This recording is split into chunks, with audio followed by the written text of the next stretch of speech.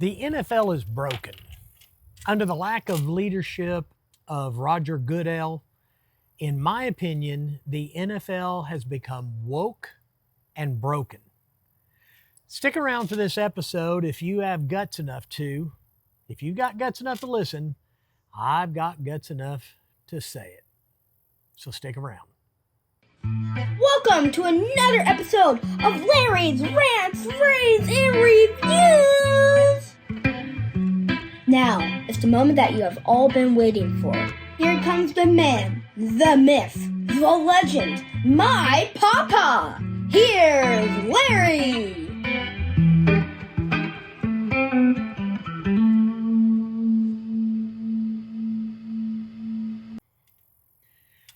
Now, in my intro, I didn't say that the NFL had gone woke and broke because too many people will not stand up for their morals and stop watching. I said they went woke and broken. Had people stood up years ago and quit watching the NFL, they possibly would have become so woke and broken. Just maybe. I'm proud to say that from the game I saw my Kansas City Chiefs lock arms and go bow a knee in midfield to protest and honor the BLM, I shut it off and it has never been turned back on. Now, I'm not putting myself on a pedestal.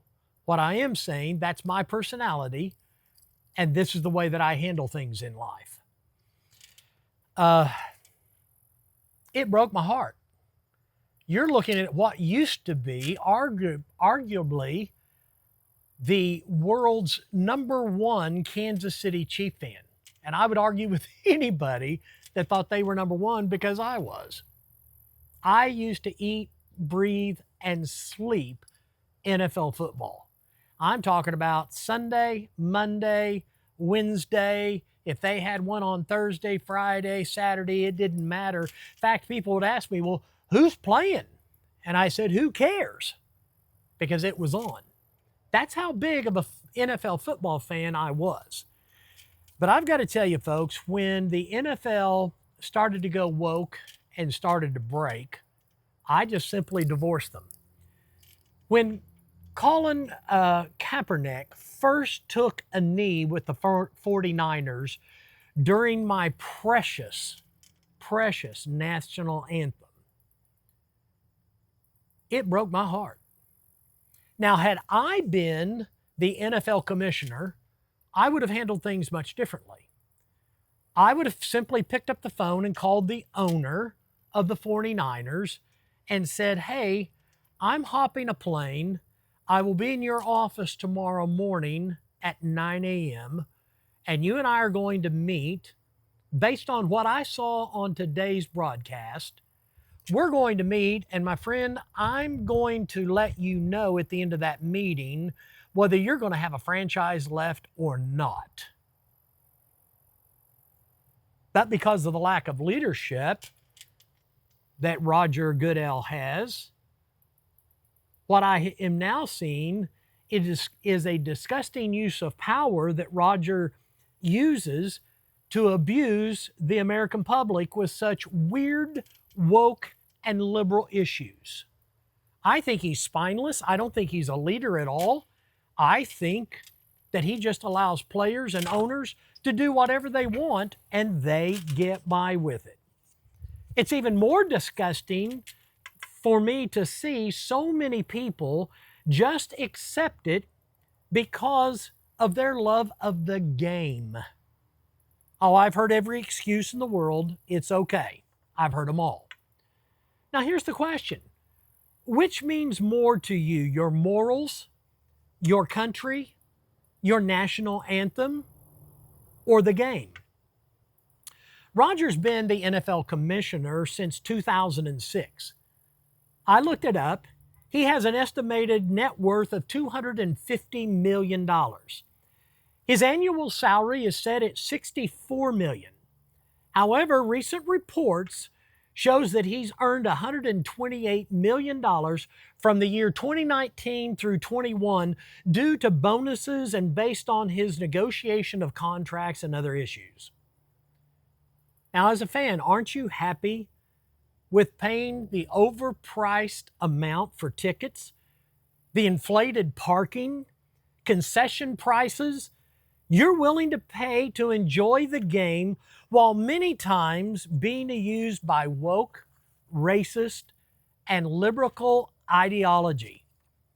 I personally think that Roger should be fired. He's a black eye to the league. He has no leadership abilities. What's happening now in the league, and has happened over the last years, is simply his fault. I'll quote John Maxwell once again: everything rises and falls on leadership. But I would tell you as a fan, if you keep supporting it, they'll keep pushing the envelope. The NFL got hijacked by liberals years ago. But the liberals are constantly shoving trans, racist black players, American-hating players, and DEI wokester stupid nonsense down the throats of the NFL viewers. To me, the NFL represents what's really wrong with America. It's become the corporate headquarters of the BLM and the woke crowd. A friend of mine texted me not too long ago, about a month ago, and said, "Hey, this may help you come back to football. The owner of the Kansas City Chiefs has announced he's taking all of the gay pride stuff out of their gift shops." Well, folks, that didn't help me at all. I texted her back and said, my reply was simply this: why was it there in the first place? You see, the NFL is nothing more than a liberal, woke agenda. The NFL has been involved in numerous scandals, including allegations of domestic violence, sexual assault, rape, car theft rings, and cheating scandals. Other controversies include accusations of racism, illegal activity like the New Orleans Saints bounty program, and team ownership and workplace misconduct. I remember back when I was a fan, I remember when Ray Lewis, there was someone murdered outside his room at the Super Bowl. Ben Roethlisberger, the quarterback of the Steelers, I remember when he seemingly got off scot-free and never punished for the rape charges that he was up against. Players get by with crimes while leadership simply looks the other way. But remember when a little 9-year-old Chiefs fan was mocked and ridiculed, and they tried to cancel him for simply dressing like an Indian? He was a Chiefs fan, and he was painting his face red and was in all of the Chiefs garbage, you know, the memorabilia, all the feathers and all of their, I shouldn't have said garbage, all of their stuff.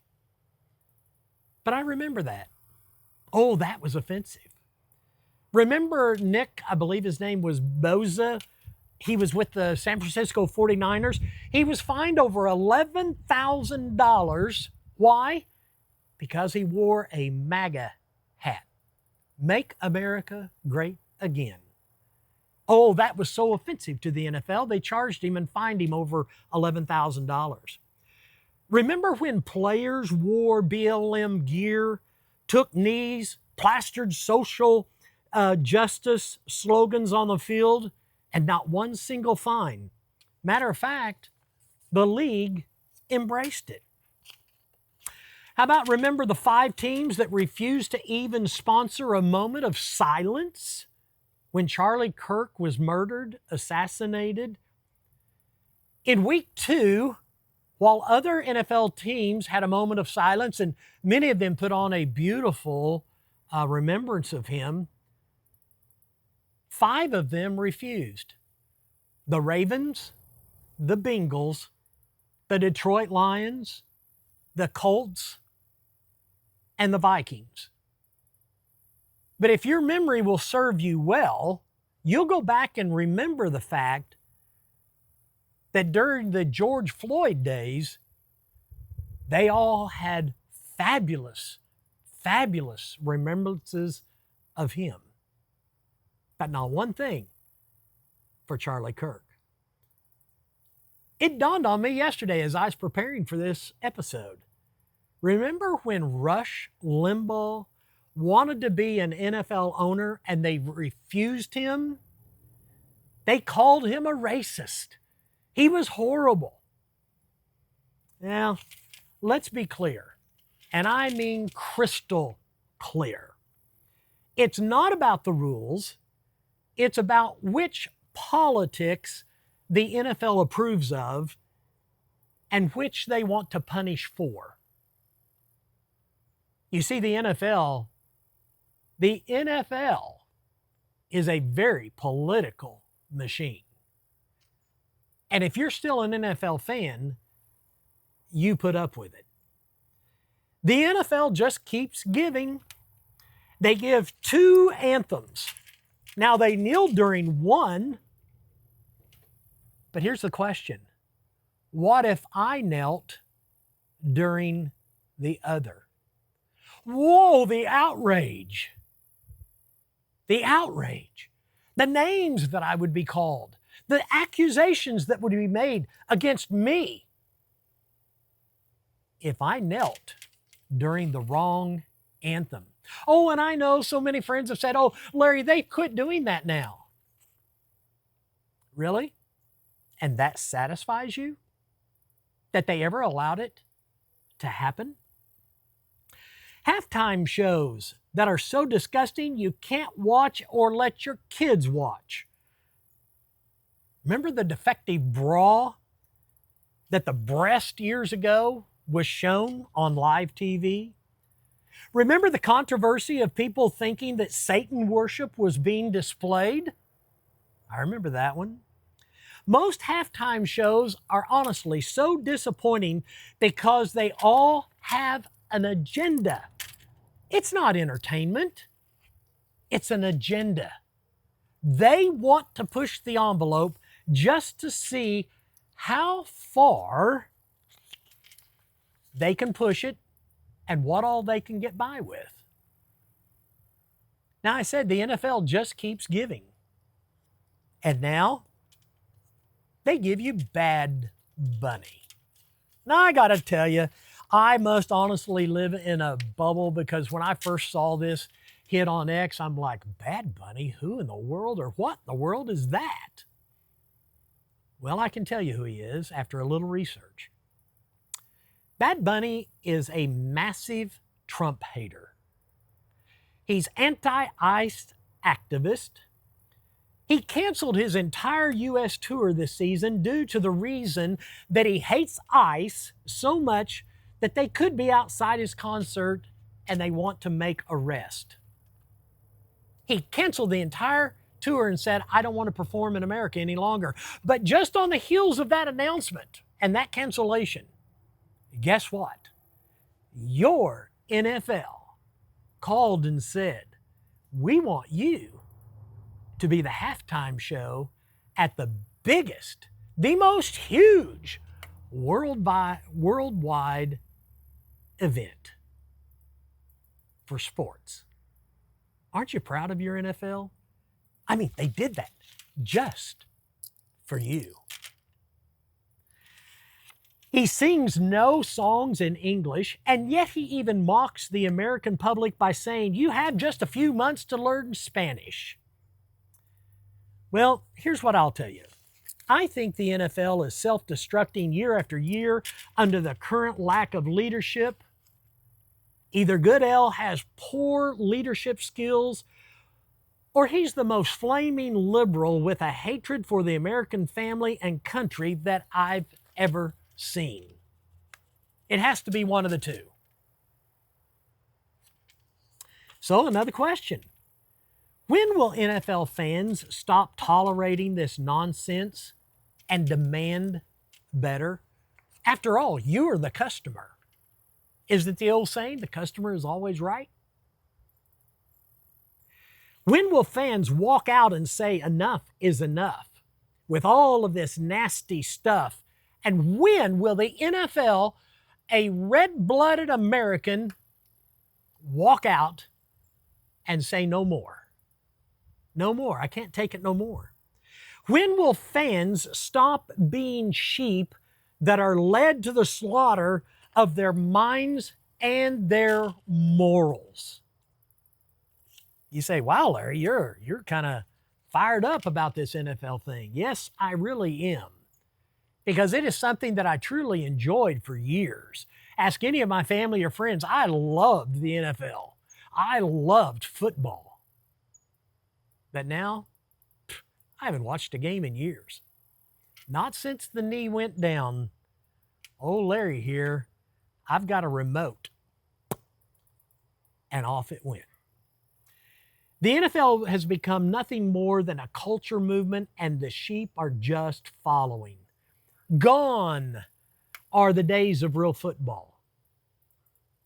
Here's a question for you parents, you grandparents. Is Bad Bunny the type of role model you want for your kids or your grandkids? If not, how can you really sit there and justify watching this filth to them? Oh, I know many of you will say, Larry, when it comes to the halftime show, I'll just change the channel. I'll turn the channel and it'll make things all better. Really? Because your viewership of the game keeps running the clock for all of those people that want to pay the millions upon millions of dollars for just a 30-second ad. I think the NFL should be ashamed of their actions, and you, the fans, should be ashamed of yours for the fact that you keep watching. Now, I'm going to tell you, this episode, it may cost me some family, may cost me friends. Well, so be it. But here's what I would say. If you would stop watching, the ratings will plummet. Advertisers will stop paying ridiculous ad pricing, and then, and only then, will things change. When will the American people, the real football fans, stand up and say, I'm out of here. I have finally had enough. All of this anti-Trump, anti-American propaganda that I'm tired of being crammed down my throat. You see, it seems that the NFL has forgotten the fact that over half of America voted for Trump and voted for what's being accomplished in our country. And from the radical left, communists have almost destroyed it under Hussein and Otto Pen. To bring such a horrible halftime show to the NFL proves that they care nothing about you as a fan. It also proves they realize no matter how woke and broken they get, the fans, if you're watching, the fans will just keep letting them get by with it. Now, here's a clip from one of my favorite newscasters, Rob Finnery from Newsmax. Take a look at this. Normally, we would not mention this, but the NFL just announced that an artist by the name of Bad Bunny will star in the Super Bowl halftime show in California in February. Not someone who might make at least a little bit more sense. No, instead, the NFL chose a guy from Puerto Rico, which is not a problem, but he sings all of his songs in Spanish, which is a problem. Not only that, just 2 weeks ago, Bad Bunny said that he never wants to perform in the United States again because he doesn't want his fans to get deported by ICE. This is a Trump hater and somebody who does not support ICE, meaning to Mr. Bunny, this month, again, we're still in September, he was never going to perform in the United States again, and then the NFL suddenly calls Mr. Bunny, and all those deep-seated, long-held reservations about ICE and Donald Trump suddenly just go away. He put out a promotional video today to let people know that he's going to be starring in the halftime show. There's Mr. Bunny right there, Mr. Bunny. And a lot of people were really upset about this video today and they were upset because the whole thing was in Spanish. I don't speak Spanish. I don't want Spanish. I was always irritated when I was little and people would say, you know, if you speak multiple languages, it just helps you. If you get kids started early and they become linguists, that really helps them. Well, I mean, if you plan on living in the United States, just speak English. That's our language. If you want to speak other languages, that's terrific. I'm not against other languages. I don't speak Spanish. Of course, the NFL wants you all to think this is normal. None of this is normal. Imagine if Bad Bunny sang all of his Bad Bunny songs in Arabic or Chinese or Russian. You think maybe this story would get a little more attention than it is today? We certainly do. But that's the NFL in 2025, where we are in a moment of patriotism as a country. They don't care. Maybe you don't choose a guy who just 2 weeks ago said he hates America to perform at the biggest event in American sports in February. Just a thought. You see, not everyone in the NFL has gone mad. Jerry Jones, owner of the Dallas Cowboys, is working to change the halftime. He wants it changed. Well, Jerry, I can appreciate that, but I also have a memory. I remember when the day that you allowed the tail to wag the dog and you marched out on half field and knelt down with your guys during the George Floyd BLM stuff. I haven't forgotten, I haven't forgiven you of it. Shame on you. Travis Hunter of the Jacksonville Jaguars refused to wear the LGBTQ armband. He stated he's tired of all of this woke stuff being forced on the NFL players and the fans. Then you take a look at former Vikings player Jack Brewer. He blasted Tampon Tim for his failure to protect girls in sports. He says the devil has his hands all over Minnesota. Charlie Kirk's Turning Point is giving you an alternative halftime show, and that's great. But when will enough be enough? When will you stop watching the game and making demands? You, the fan, you, the customer, you're the one with the power. And the only way to vote is by you stop watching the NFL. Ask yourself this question. What would the NFL have to do to make you walk away? I mean, if Bad Bunny isn't enough, what will it take? Or let me rephrase that question. Is there anything that's bad enough to make you walk away? Is there anything? If not, I'm afraid the NFL has become a god to you. Now, you can take it from an ex-NFL fan. There is life after football. A whole lot of life. I didn't realize how much life I was spending by watching the game. You know, back when I gave the game up, I really announced all of my family and friends, my employees, everybody that wanted to listen. I said, I'm divorcing the NFL, and it's over. And I'll never forget, one of my employees came to me and said, oh, Mr. Larry, you love football. You love the NFL. Don't give up the game.